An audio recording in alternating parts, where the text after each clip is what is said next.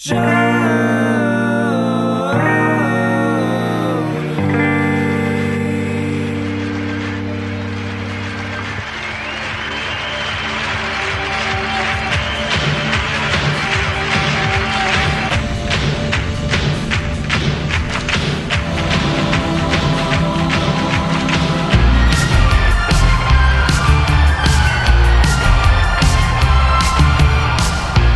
hello, everybody. Welcome to another installment of Show to View with Mike G, the show of life, the show of Kansas, the environment, pool, pizza, and bourbon. So much bourbon in this amazing chat with 2017 American Whiskey Brand Ambassador of the Year and North American Brand Ambassador for Beam, Suntory, Mr. Adam Harris. Highly decorated, highly respected, and it was just a pleasure getting to sit down with Adam on a fine Tuesday morning in Travis Heights, sipping some Beam whiskey and listening to the beautiful birds chirping behind us. It was a great chat, and honestly, it's like talking to someone from classic Hollywood, that deep, dark, woody voice, much like John Wayne and so many other great masculine figures in Hollywood history. But it's Mr. Bourbon himself, and I really, really hope you guys enjoyed this great chat with Mr. Adam Harris.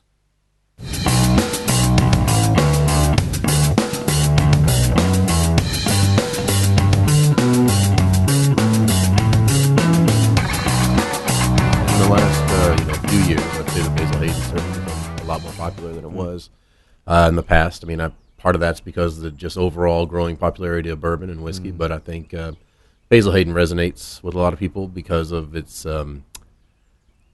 light and elegant but full flavor, I think. Yeah. Jesus, sorry, I was just taken aback by this Beam 12-year. Yeah, wow. It's good, isn't it? Yeah. It was one of those, I've never, we were talking about it. And it's nice to be sitting here at a table in Travis Heights with two other Beam gentlemen sipping a 12-year Beam again on a Tuesday morning. Yeah. But there's a lot of stuff to talk about, Adam. I mean, from what I understand, there are a few, and just let me use this term. You can disagree. Sure. But there are a few. As Aaron is a rock star, actually, and he's sitting over here. Yes. But there are a few actual rock stars in this industry, and I can't think of a guy, especially from Texas, that's more awarded, more revered, more respected than yourself, right? And I just wonder, did you ever, because you got a degree in like environmental sciences, right? Yeah. I don't know how the fuck you parlay that into to being a whiskey guy, but when you were younger, did you imagine yourself traveling and being the spokesman for an American art? Shoot, I think my 21-year-old self would have had no idea, or hell, to be honest, my 23-year-old self, as I was graduating college, would have had no idea that this is what would be. This is the track that my life would have gone down. But it's pretty amazing. It's very kind of you to say the nice things you said. But there are certainly a lot more important people and a lot more well-known people out there than I am. But it's a privilege to have a job like this and to have it for as long as I have. To be able to talk about the families and the products that I love and believe in. Yeah. And it's really nice. It's really great. Not a bad deal. Yeah. So I'm a lucky guy. That's a nice thing. I mean, I feel really, we'll talk about kind of, because Aaron mentioned this, right? So this particular piece of history or time and place, right? So we've both been in Texas, I think, quite some time. But you came into town, there was like this interesting march as it happened, right? How do you feel being out there on the road right now? How do you think, and I love this good and bad, the ugly in the background. Oh, Ennio Morricone, man, I tell you. But how do you feel about people right now? Do people feel really divided? Because you're in lots of places, right? Sure. I mean, I think we live in a very contentious time, I suppose, if that's the word to use for that. I think that one of the if you look at the election and you look at politics, I think. A lot of the people that were surprised, that came from the surprised camp, that watched that election that night. Surprise camp, the new political movement. Right. Surprise. I think that we are more divided than we ever thought we were, and that's not a good thing. I don't think, no matter what side you fall on, I don't think anybody wants this country to be more divided, and I don't think anybody wants our society and our culture to be more divided. Yeah. I think we thought we were making good strides, and apparently, surprise, we weren't. Very strange, isn't it? Do you find that bourbon is kind of a nice equalizer?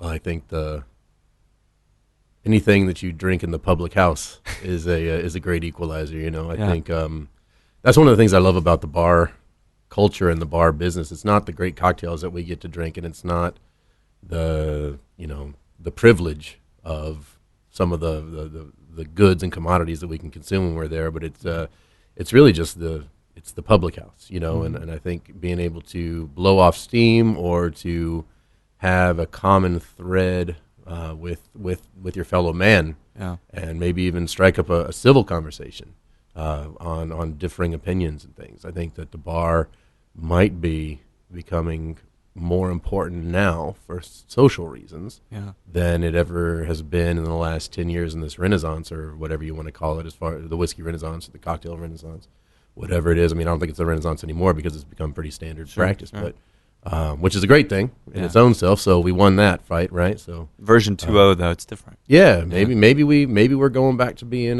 maybe it's necessary for the bar to become that place for conversation and not rhetoric, but real understanding and thoughtful talk. Yeah, considered speech.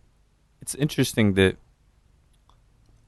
there's a big dichotomy, or we could call it even disparity, between what you might perceive people to be like because you read about them online or read what they represent them as, themselves as online, versus sitting down and having a drink, or sitting down here and having a chat, right? Yep. For you, as a really like an icon, and again, I'm not trying to blow it bigger than it is, right? But let's call it doing a good job of that. I'm in PR, actually. You guys were looking for something, but for you, that dichotomy between being the guy that is down to earth and you want to have a conversation with, but also being a brand, is it a hard balance for you to strike?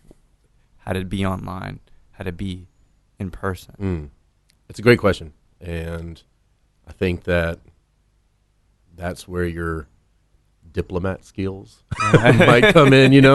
I mean, certainly you don't want to make anybody upset. Sure. We're not here to sell or to talk about anything that's going to upset anybody. We're really here to be a conduit to information and communication and a good time and a brand and a history and facts and a production and all those sort of things. It's I guess you would have to know where you are and realize the path that your conversation's heading down, and know when to reel back. Yeah, and and it's not that I don't think that we shouldn't speak in what we believe in. I certainly believe that we should speak up for what we believe, especially the right things that we believe. But I think that, there's a time and a place to confront people, and I think that when you're inviting them into your space to have a drink with you, and if especially if they're paying for it, then you don't want to. It's not our job to challenge in that arena. There's other places to do that.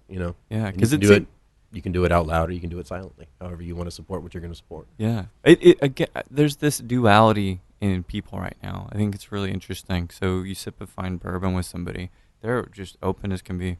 They're often accepting too. But then somehow you strike the same person, you engage them digitally, and it's different. I don't know necessarily why that is. Do you have any thoughts on that? Sure, it's because you get to be who you want to be. I mean, you get to have the persona that you want to have when you speak out there in the social media world or the digital world or whatever. I think that and it's weird because you don't ever have you don't really know what's the real version of who, and I know exactly the kind of people you're talking about, where they might represent themselves one way online and they come across completely different 180 degrees or so in person.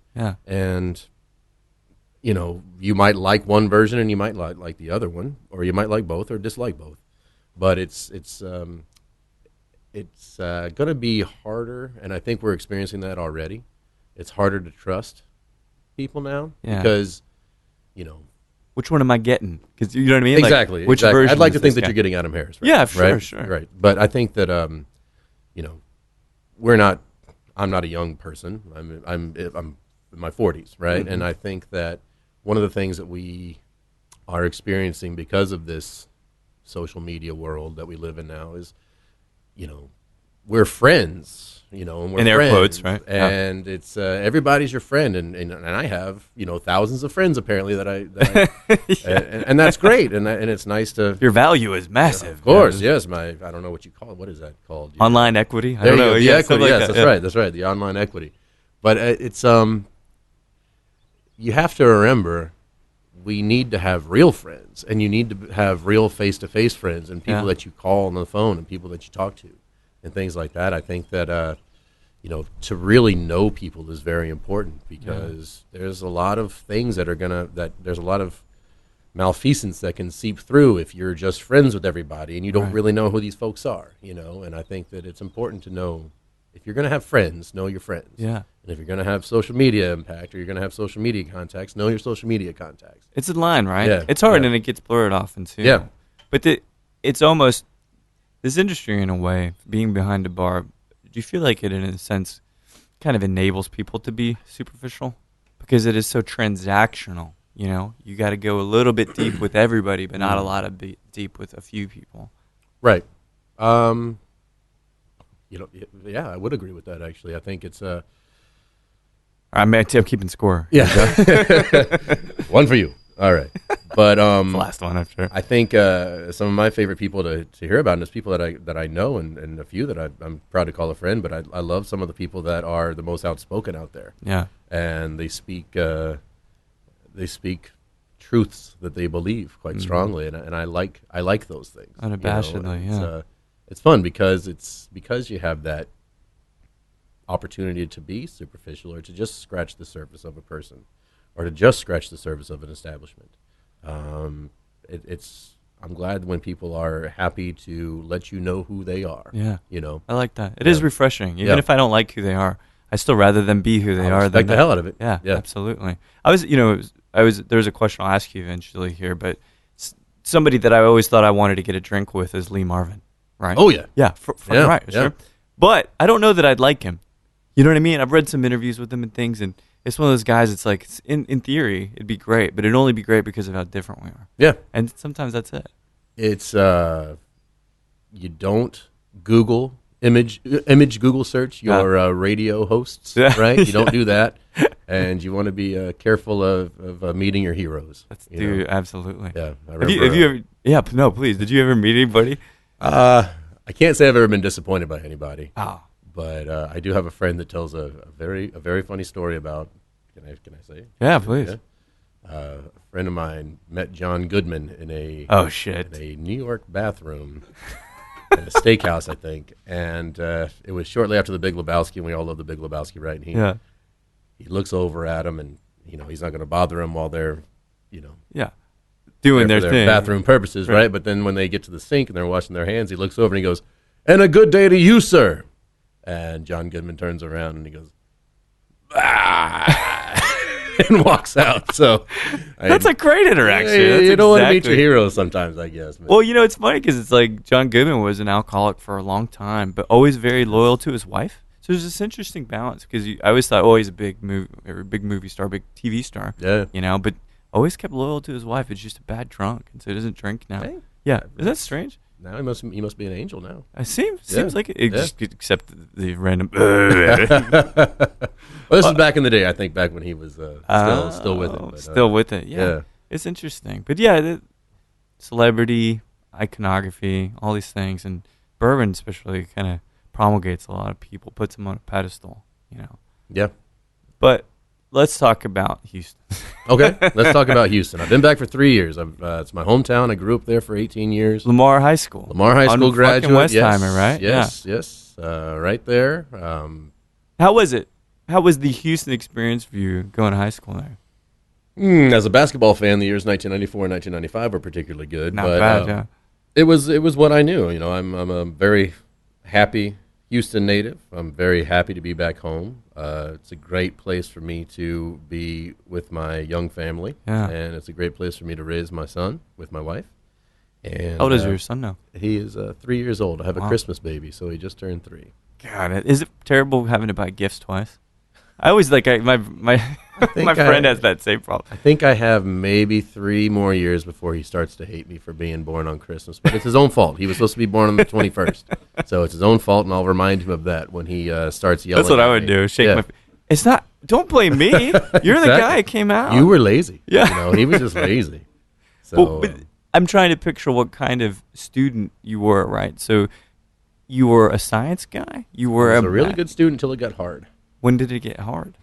I would say when math started to involve letters. Yes, algebra. I feel like I woke up one day and all of a sudden B was germane to fixing the problem. And I said, "What the? I'm no longer equipped to figure this out." Yeah. B stand for? I don't understand it. Can I do some more physical lab work instead of this sort of thing? All right. I can stack stuff. Yeah. That's easier. I can count that. Yes. But at least in some sense, that academic stuff, doing high school and stuff, it led to going to Kansas University, right? Yeah. Yeah. What? So. Not seeming very fond of the sciences, or at least having an interesting relationship with them. 1, how the hell do you end up in Kansas? And 2, how do you end up studying sciences with such an aversion to it? Well, I'll answer that in the order it came. My high school girlfriend's father was a graduate of the undergrad program at Kansas as a proud native of Atchison, Kansas, and also the law school there. And so when I was in those years, I applied to 3 schools. I applied to the University of Texas here in Austin. I applied to Emory in Atlanta. Emory, okay. Outside of Atlanta. And I applied to Kansas. And Texas got back to me within a week. And it was one of those, I think that's Groucho Marx moments, right? Where, the club that'll let you in or something like that. I don't want to, there's the Woody Allen club. Yeah, right. But I do love Austin. I do love you. I like the Longhorns when I'm not rooting for Kansas, or when Kansas is out of it, I'll root for the Longhorns. And then Emory, I was almost all set to go to Emory, and my girlfriend's father at the time, he had taken me up there one time to see the university, and then he made sure to take me one more time, and I kind of just fell in love. Well, fell in love and realized that I wanted a bigger school experience, right? And the basketball program is certainly something that you can hold on to for your entire life and root for something. And went up there and got into just really went head on into the college experience, which means didn't have the best freshman year possible. So academically, anyway, socially, I bet it was a fucking blast. Socially, it was a great time. Great time. Had a lot of friends, real friends, not just and bought a lot of pizza for a lot of folks, but. Ended up really finding a love for the outdoors and hiking and backpacking, and I did spend a lot of my early youth, or my as I was growing older, 19, 20, 21, and my early youth, or how would you say that? I don't know. But those formative years, I spent outside a lot. So we would go hiking, camping, canoeing, stuff like that, and I just felt the environment was an important thing, and I thought it would be good to study it, and so. After a few years of flailing in liberal arts and just taking the required curriculum, I ended up getting into environmental science. But not to make myself sound smarter than I actually am. I didn't take a science track. I took a policy track, thinking that I would go into like urban planning or maybe even environmental law or something like that. Is what I thought my life would head into. But do you even early on, like at that point, you're taking the policy kind of track, which makes some sense. Did you find you were the kind of guy that could really connect with people? You didn't have a problem meeting strangers. You were good at communicating. I think communication is one of my favorite words, and communicating is one of my favorite words. I have never tried to be just one. Well, I've never tried to have a closed mind to just want to know one type of people. Got it. Like based on what attribute would you say? Like age? When it's high school, you call it cliques. Yeah. Right? Okay, and so I never tried to be part of one thing. I had my friends, again, my friends who I considered the people that I went out with and, the weekends and spoke of dreams and all those sort of things. Opened up to. Yep. Yeah. And then, you might be an athlete and I would be your friend. You might be you might be a little more bookish, and I would want to be your friend. It was just a matter of something that if you were going to be honest with me, and I'll be honest with you, then we would be friends. And I think that college was another opportunity to be as naked as you're ever going to be, right? Because here you are going to a place where nobody knows who you are, where you came from. They don't care. And, and that's a good thing, right? Sure. And so you are stripped down to just yourself, and you go out there and you are an advertisement for what you are and what you think and what you would like to know, and you meet people kind of based on that, and you swim through a few and you catch on to a couple, and everything's, those are the people that you kind of connect with, know through life. Yeah, and I'm happy to say that I have friends from high school that I'm still best friends with, and friends from college that are my, the people that make my soul happy. Yeah, complete you. Yeah, exactly. Yes, exactly.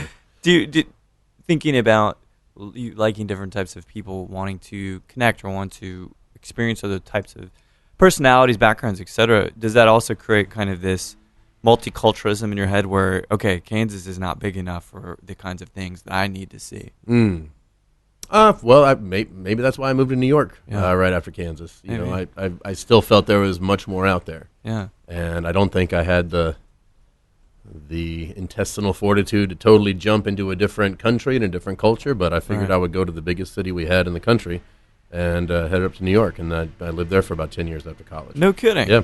Yep.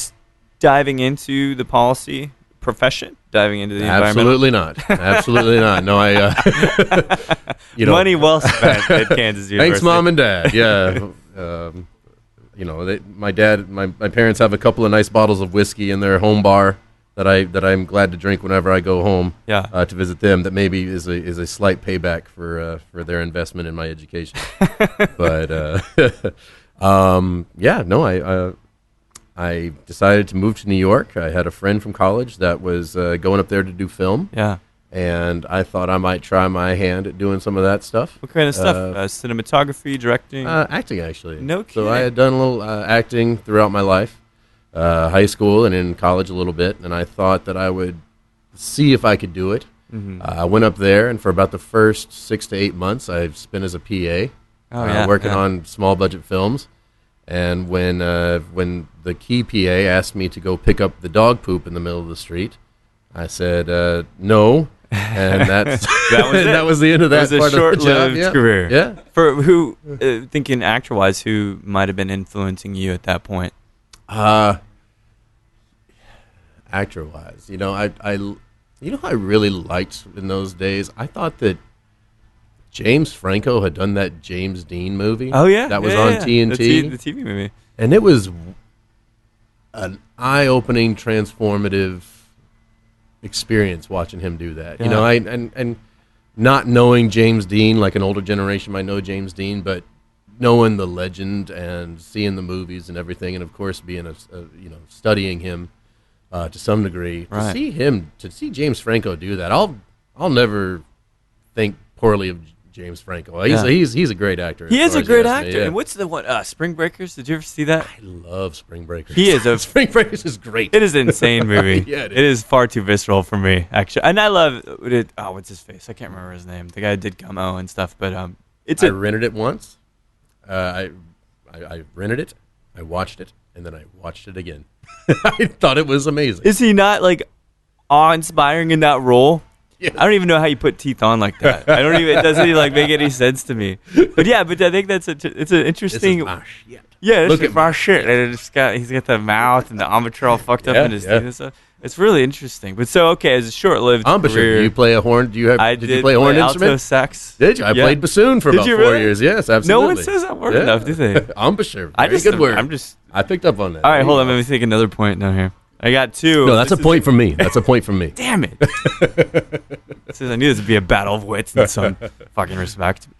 So, is it safe to say, and I can't guess, this is the greatest thing, I don't have any goddamn clue where you went after acting. Is it finally into hospitality? Did you ever make that shift?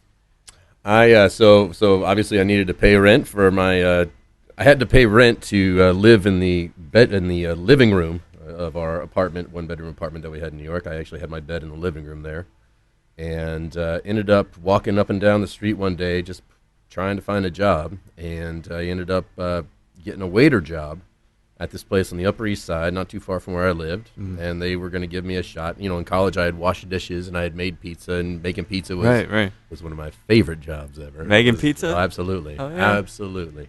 Making pizza in Lawrence, Kansas. That's the life for me sometimes. Yeah. That does sound. Let's just go do that. Doesn't that sound kind of... I don't have any kids. Well, it's a little bit different. Road trip. Road trip. Yeah. We can get there in 13 hours. We'll stage at a pizza place. I know where we go. I know where we go. Yeah. We'll go right. The place that I made pizza at is still there. Rudy's Pizza. Right there down on Mass Street. Done. It's delicious. Done deal. And there was good bands at that time, too, coming through. Absolutely. Camera, so. Absolutely. All right. Massive diversion. I'm sorry. But so you start waiting because it seems like an easy enough gig. You need some money. Need to make some money, right? Yeah. So I ended up waiting tables for a couple of months. I hated it. Just didn't like it. Didn't like the waiter position. It just wasn't for me. I love waiters, and I love people that are on that edge, on that end of the service industry. But I just really liked the bar. And one day, a bartender didn't show up because I think, honestly, the bar wasn't doing very well, so she just didn't show up. And the general manager, he asked me, he said, can you bartend? Can you fill in for this woman who's not here today? And I said, I think so. And he goes, can you, do you know how to make drinks? It's like, no, but I know I like to drink. And he says, can you count to 4? Right? And I say, I can count to 4. And from there, that day is the day I stepped behind a bar. Yeah, wow. And that was the beginning of the next 7 or so years of my life. It's incredible. And it was, I'd like to tell you, Mike, that I had this great plan, but everything has been serendipitous. Yeah. And it went from there to having a guy show up. A man named Michael Waterhouse came to my bar one night with his business partner. He had a bar down in Tribeca, New York, and he was considering purchasing the establishment in which I was working. And I didn't know this, but we started talking, and he was drinking a whiskey and water, and I poured him a whiskey and water, and he had come in smoking a cigar, and someone had given me a cigar the day before, and so I had it behind the bar, and I offered him the cigar because I didn't smoke them at the time. I have one every once in a while now. And we just hit it off, and I had been bartending for probably all of 2 months.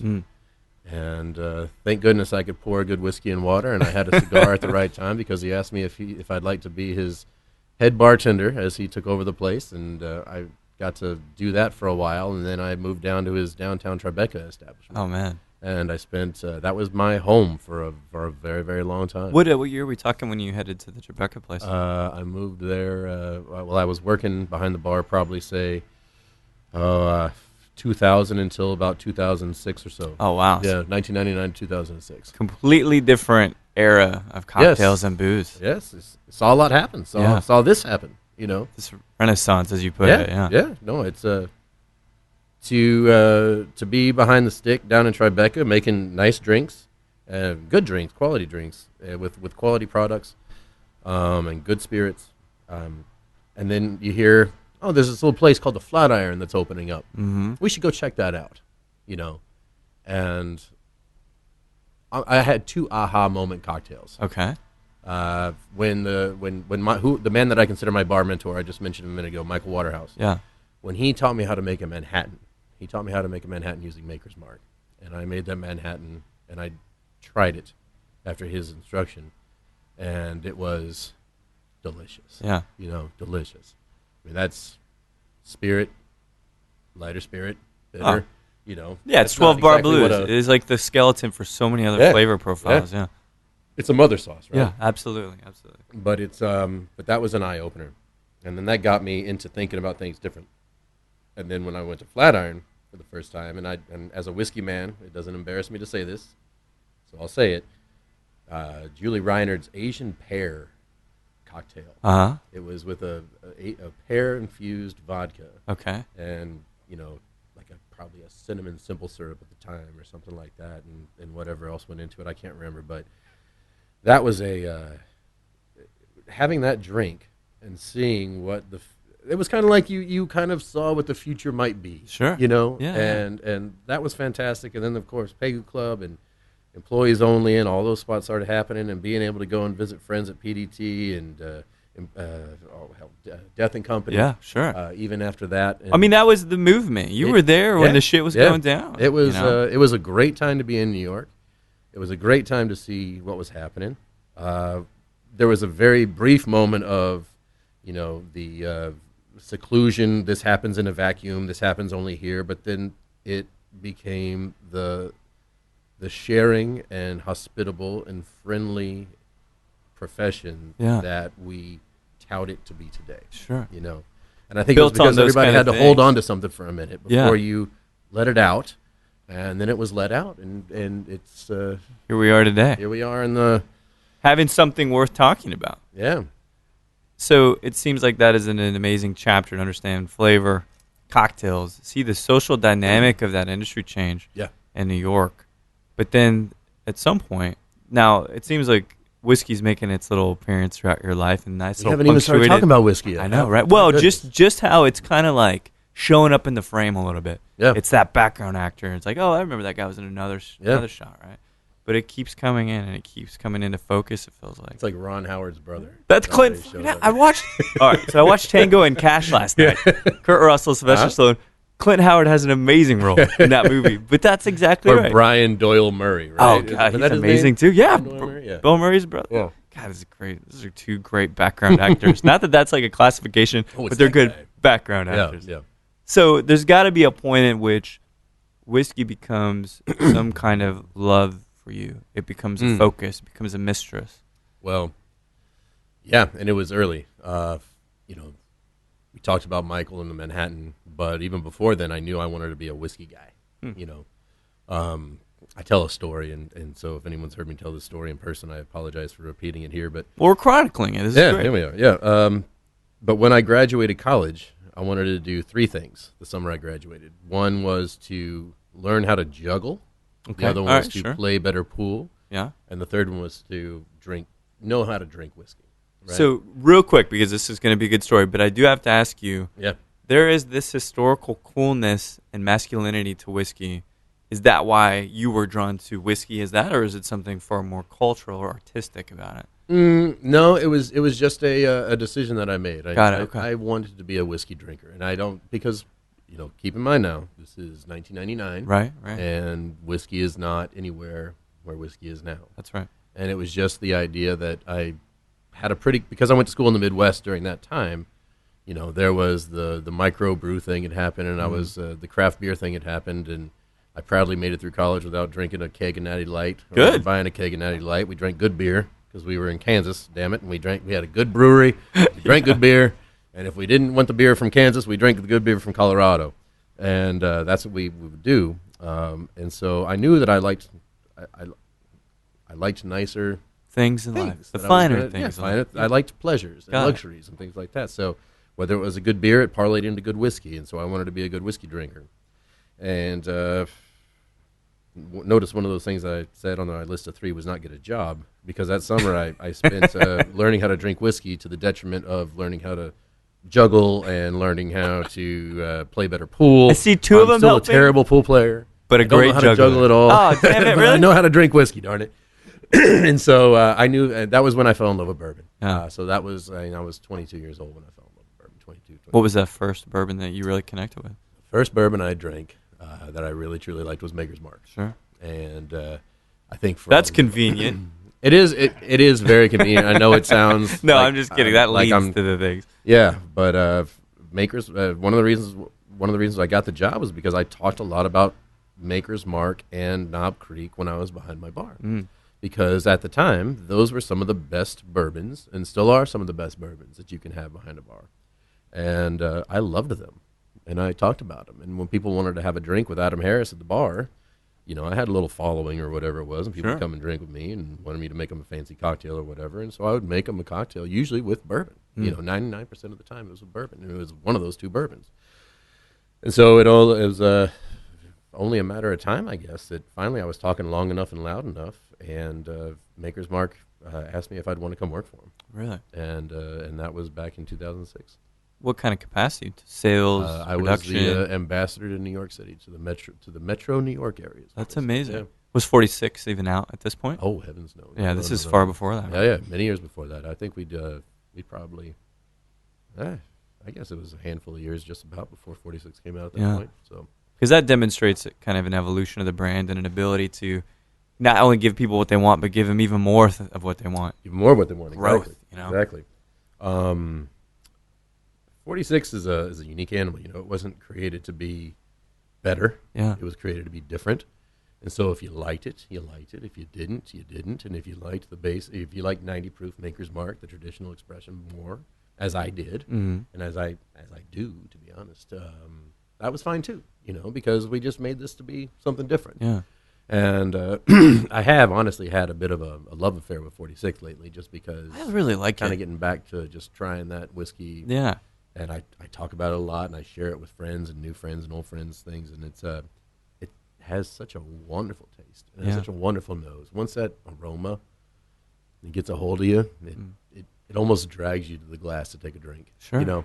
Yeah, there's something opulent about it. It's very much so. Far fancier. Now, that's not a derogatory term, but it really is than Maker's. Somehow it just feels hyped up. It's the leather interior. There you go. You know what I mean? It's the weather. It's the winter package. That's right. Yeah. Yeah. Like the fog lights and all that shit. The heated steering wheel. Oh, God. I'll never know what it's like to have a heated steering wheel. As if we need that ever in Texas, ever. It would be nice to drive a car one time in the cold with a heated steering wheel, though. Heated seats are killer. I don't know if very nice. I've really enjoyed it. You don't have to live in a cold environment. You have to have a bad back to truly Oh, appreciate that's a good point. Yeah. I'm working on that. I've got a herniated disc in Oh, the do you lower really? back there, yeah. From playing years basketball. from playing basketball. And a heated seat is always appropriate. These are going to be geriatric tips when we get about 20 years from now. Let's redo this in like 20, 30 years. Well, I'd probably be dead. I'll show up in a heated wheelchair. Man, with a cool hat, I'm sure. It's got to. Well, so you're traveling around New York at this time doing the Maker's Mark thing. You are becoming synonymous with whiskey in a sense. The guy, the brand, are becoming a whiskey advocate. No pun intended. But where does that go? Do you see that at that point? Do you see it becoming a bigger thing? Do you see it leading into more travel, being an expert, speaking on panels, all that? Yeah, it was at that time, in those days, I think the most important thing that I was trying to do was I just wanted for folks to look at a bottle and see my smiling face. Yeah. You know. Are you an egoist? I'm an egoist. I have a healthy ego, I would say. Oh, yeah, you were an actor. Of course you were. I have a healthy ego. Sometimes a thinner skin than I'd like. Yeah. But, I have an emotion every once in a while. That's good. It's good to know. Yeah. But, no, I think that before there was 1,000 brand ambassadors in the world and part-time ambassadors and full-time ambassadors, there was a handful of us in New York that would always see each other and things like that, and we'd be at the same things and drinking at the same bars. And so what you'd want is and I think we still fight that fight today through multiple positions in our sales organization or ambassadorships and whatever. You want to be, you want people to look at the back bar, and if you see a certain bottle and you say, oh, there's him, right. There's Adam, or there's Aaron, or there's Mike, or whatever it might be. I mean, that's what we wanted. That's what we want. And so back in those days, it was just trying to do that. Yeah. Right. And leaving your stamp. A lot of late nights. Sure. Doing that. Right. So, but I mean, this is good bachelor life for you at this point. You weren't. That was married a bachelor yet, life. right? Exactly. That was a bachelor life. It worked out just fine. And then I saw that, I could do that. I could have done that in perpetuity. And one morning I was taking a shower in an apartment that I'd been renting for a long time that I liked very much, and I thought to myself, I could be taking that same shower in 20 years. Yeah. Right? Doing the same thing. And so I had thought, it's hard to take the Texas out of the boy, even though you can take the boy out of Texas. That's right, yeah. I thought Austin had been on my radar for a long time. And we had just so happened to be opening up the Maker's Mark position in the Austin market. And I thought, I'm going to see if I can move to Austin. Yeah. Because I've been thinking about Austin, and I think it was my opportunity to give myself a new set of challenges, because I didn't know if I was going to get new challenges. So I just decided to make some new challenges for myself. And with the amount of Canadian whiskey that we drink down here in Texas, oh, dude, it's I knew that I had my job cut out for me. And carving your space, man. Yep, you got to carve it out.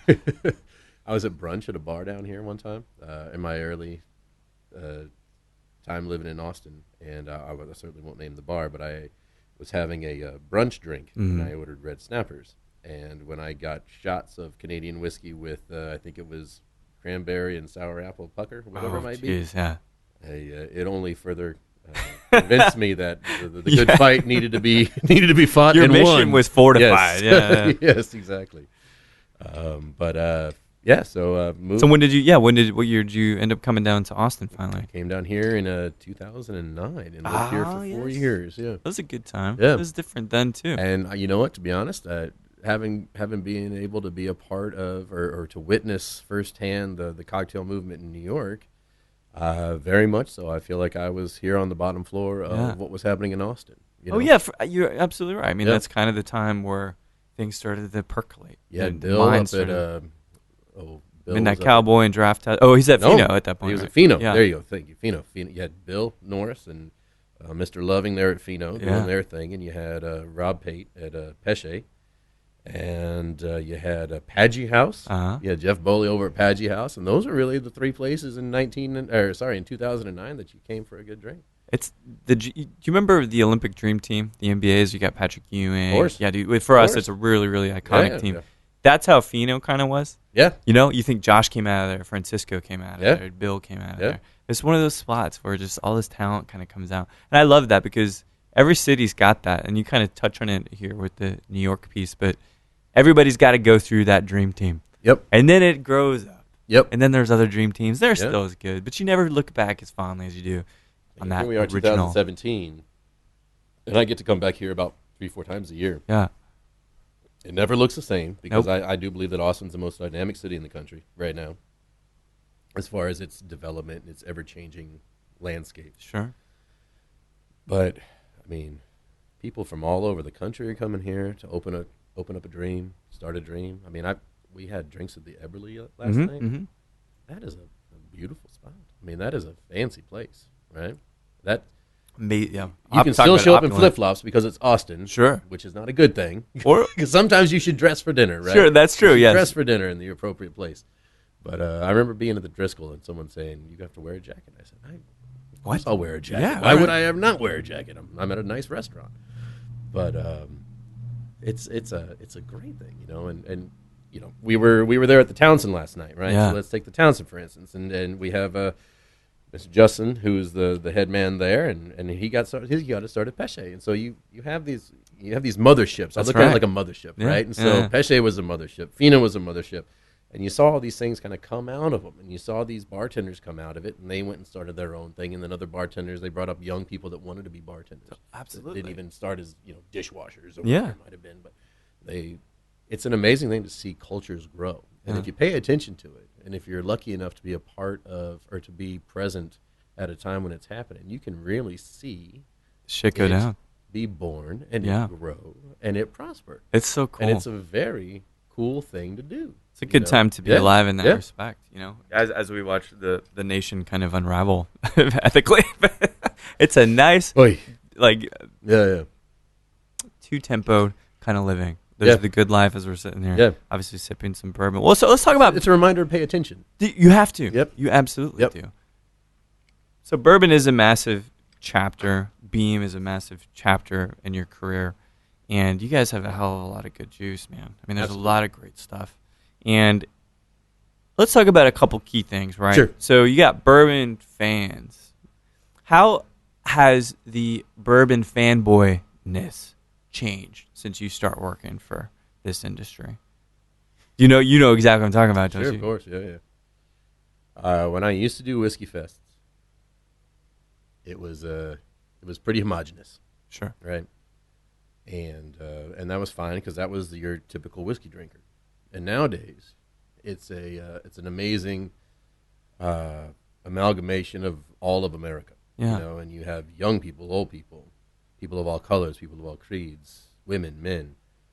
Everybody's in there, and it's phenomenal. It's a great thing to see. I like the fact that people are willing to try everything and try all whiskey because we fought long and hard against the idea that whiskey was this something that I'm just not going to drink because it tastes like this or right, like that. And by educating people and having them try it and showing them how to drink whiskey properly, I think we're reaping the benefits of that right now. We're also seeing a huge deal with the fact that, when we started first drinking a whiskey, right, and when our fathers drank whiskey, my dad wasn't a whiskey guy, but he has become one. My dad wasn't a big drinker, but isn't a big drinker, but just takes one son to turn takes one son, right? Yeah, exactly. And I've picked up that torch. Yes, I guess, right? Not a bad torch. Yeah, but when you talk about things like whiskey, it always comes to how did you find the one that you like? Well, it's because it's what my dad drank, or right, what my granddad drank, or whatever. And so for me, I found mine organically, right? It wasn't something that was passed down. But having started this when I did and having bartended even before, you knew there was a lot of loyalty, right? There was, because the spirits world was small, and you would know, you know how it's grown. Oh, it's right? crazy, yeah. So with gin or with whiskey, it's you had a couple of really good choices. Now you have a lot of really good choices. Yeah. And so when we were first starting to drink and we were getting our whiskey in us and falling in love with this thing, we found those 2 or 3 things that was my drink. Yeah. I'm going to go out tonight and that's my drink. This and water, whatever it might be. This and soda, this and Coke, if you wanted to do that. But nowadays there is because there's so much out there and because bars are so willing to carry so many things, there's opportunity to sate the appetite for experiment and to try things and trial. And you get libraries of whiskey now.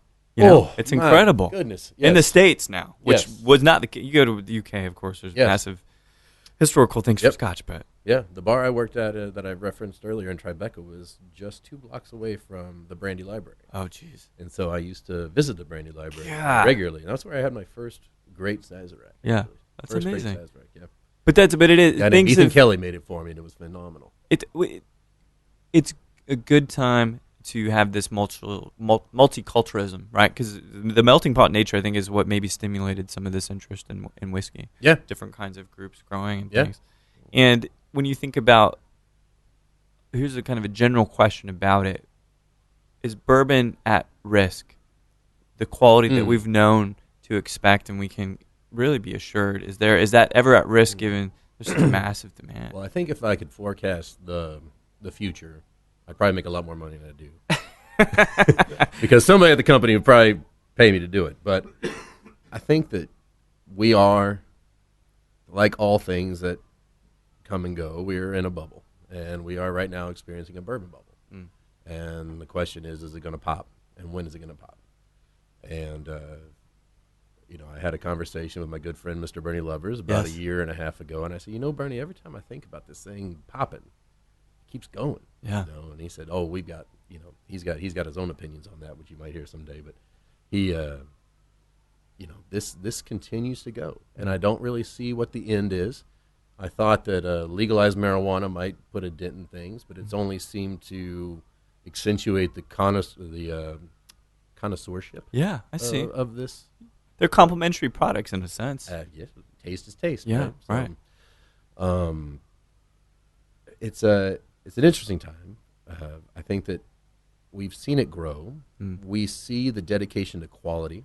We see that bourbon is appreciated and desired, not just domestically, but all over the world. And there is no threat to the quality of the whiskey because if you're not taking it even more seriously now, you're doing it wrong. And we are certainly taking it more serious. We're taking it as serious as we ever have, if not more so now. I think that the thing that we're going to look at is as America becomes less about bourbon and more about whiskey and more about American whiskey. And we have experimental distilleries and we have smaller distilleries that are making their own style of American whiskey and kind of ignoring the bourbon. Then we have the possibility of becoming more of a whiskey culture and a whiskey country than a bourbon country. When we still are the official spirit of the United States, et cetera, We all know that to be gospel, but we are pushing the envelope. Yeah. A lot of innovation going on. Of course, sure. yes, and you as an innovator, you're helping to drive the train on that. But I think that it makes us pay attention to what things are happening and what's going to happen 5-10 years down the road. In 5-10 years, are we still going to like bourbon the same way, or are we going to like an American style whiskey that might be malted barley? That's right, or whatever. And I think that that's certainly cause for pause and to think about what's going to happen. But it's safe to know. It's comforting to know that bourbon's always going to be there, and it's always going to be great, and it's always going to taste delicious. We don't have to make it great again. It was already great. Correct. It's always been great. and it's it whatever wave we're riding, it'll always remain. And it's comforting to know that, and it's really good to sip this bourbon with you guys. I've got a couple more questions. I think some stuff that is really more focused about you, maybe where you see your career. You've shifted into a much larger role, a much more visible role with Suntory Beam. Do you see, and you actually said, you don't necessarily know where the hell things are going. It's these serendipitous scenarios, But can you think about what the next step looks like for you? Is it something into more of an operational capacity with Beam? C-level? V-level? Sure. For me, when I look at what the world holds or what the possibilities are that are out there, I love what I do. And I get very frustrated by people that won't just let you enjoy what you're doing. When they want to ask you, what are you going to do next? Like, can I just like what I'm doing? Right.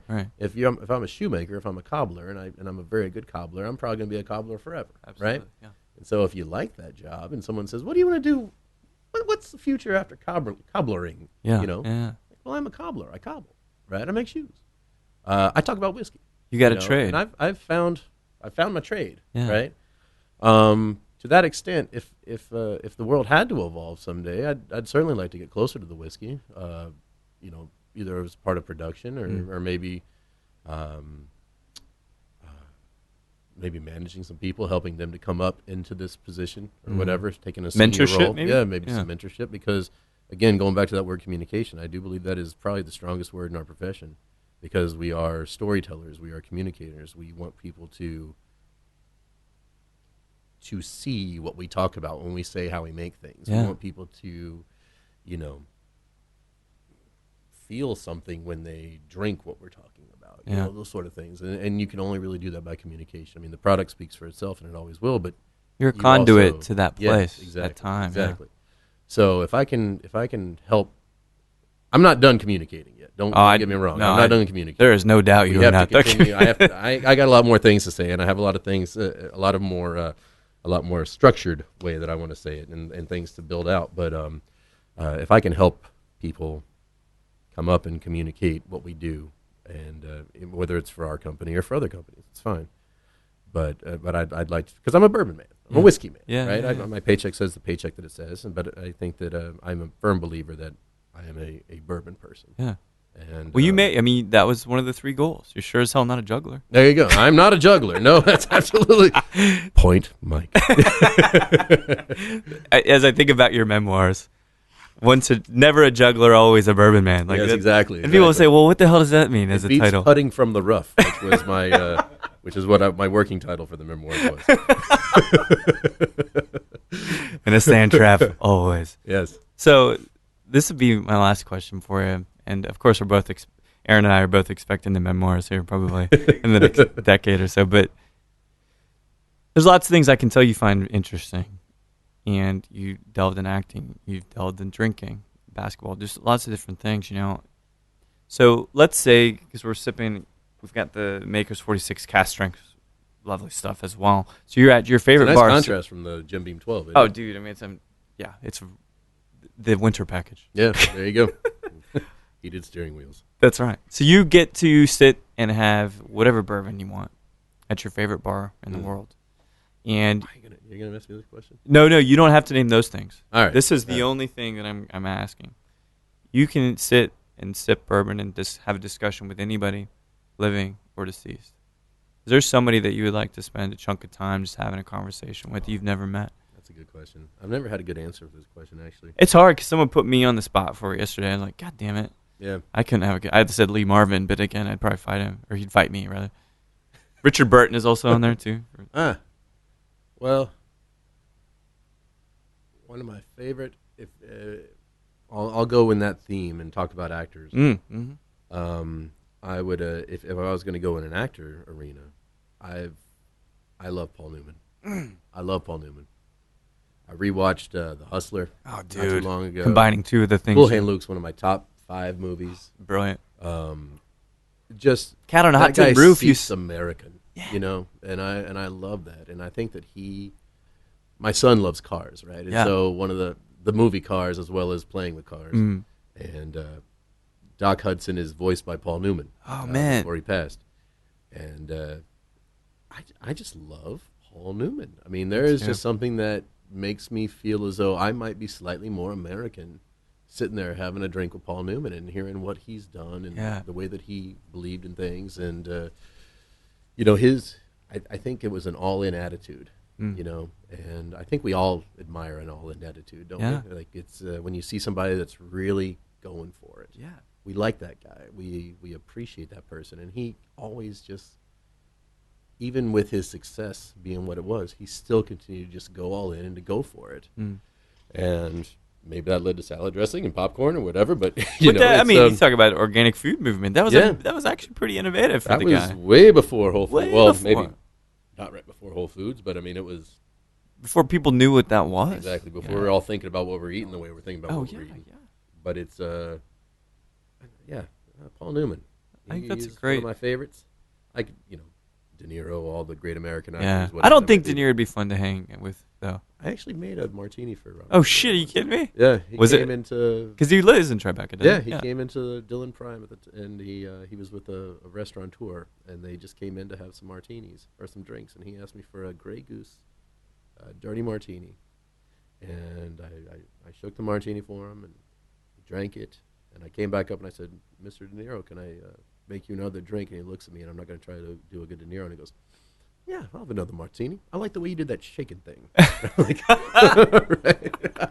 No final words ever spoken. No F words or anything like that. But I did get to make Robert De Niro a couple of drinks one time. That was a lot of fun. That is. But I'm not. So I've had drinks with Robert De Niro, I guess you could say. I think that counts. But I never had the chance to sit down with Paul Newman, and I think that would be a lot of fun. I think so too.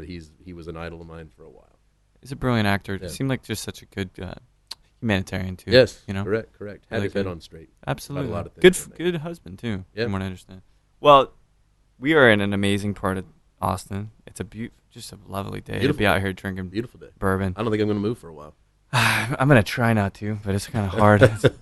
These days become pretty busy, but it's been just an absolute pleasure chatting, Adam. I'm glad we finally got to make this happen. It's been a lot of fun. Overdue. Godspeed. Let's do it again. We will, man. Yeah. When the memoirs come out, Putt from the Rough. Thanks, man. Thank you. Thanks, Mike. Well, there we have it. Mr. Bourbon himself, Adam Harris of Beam Suntory. It was great getting to sit down and chat with him. Thank you, Mr. Aaron Beavers, for coordinating. Fellow Texan, a good father, and a guy you just want to sit down and sip bourbon with. I feel like he might be the quintessential, prototypical bourbon drinking buddy, and getting to talk about classic Hollywood, Paul Newman, Robert De Niro, and all this great stuff. It's just absolutely a pleasure, Adam. Thank you so much for taking the time out and sipping that Beam 12-year with me.